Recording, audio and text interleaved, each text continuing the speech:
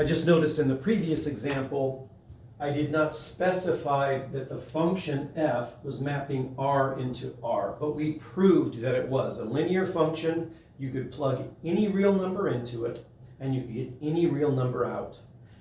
And because you can get every real number out, that means it was an onto function. And we also showed that it was one-to-one. We're going to run into a different situation in this example. F is mapped from the reals into the reals, and we need to determine if it is injective, one-to-one, or surjective, onto. Well, let's go straight to this. Is it one-to-one? Well, if f of x is equal to f of y for any two numbers in the real line, x and y are any two numbers in the real line, then, well, f of x is x squared minus 2, and f of y would be y squared minus 2. I noticed I'm using y instead of w, but that's okay, they're just dummy variables. And that implies that x squared equals y squared. And what does that imply?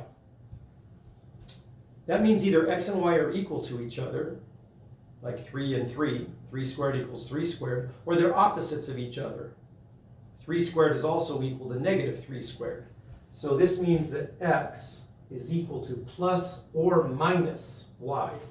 So did we prove that f of, I used x and y, but I'll go back up to this. If f of x equals f of y, then if f of x equals f of w, then x equals w? No, we proved that it's plus or minus. So not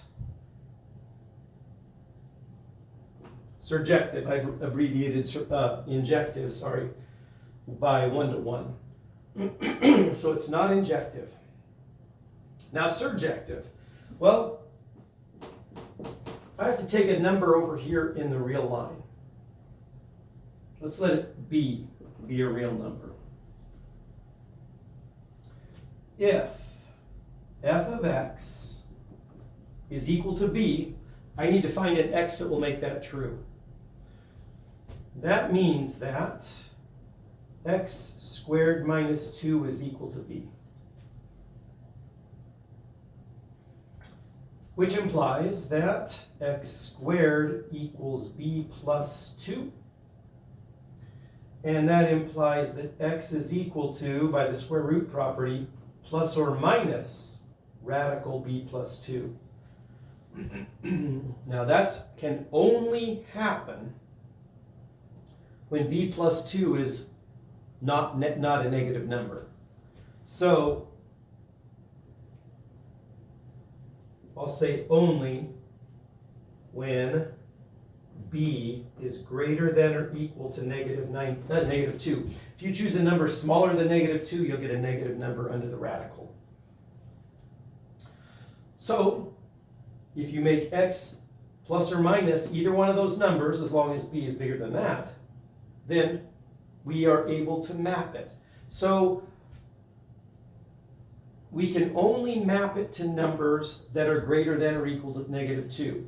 For example, if b is equal to negative 3,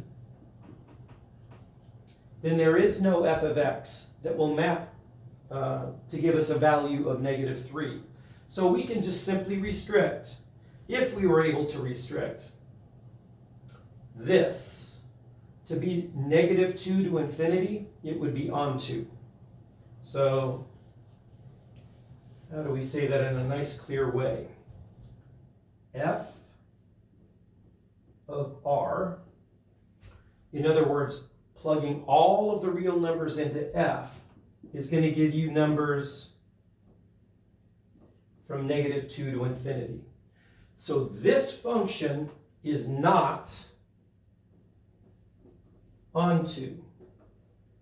It is not surjective. But if we changed this r right here, the definition, to be the interval from negative 2 to infinity, then yes, it would be surjective onto.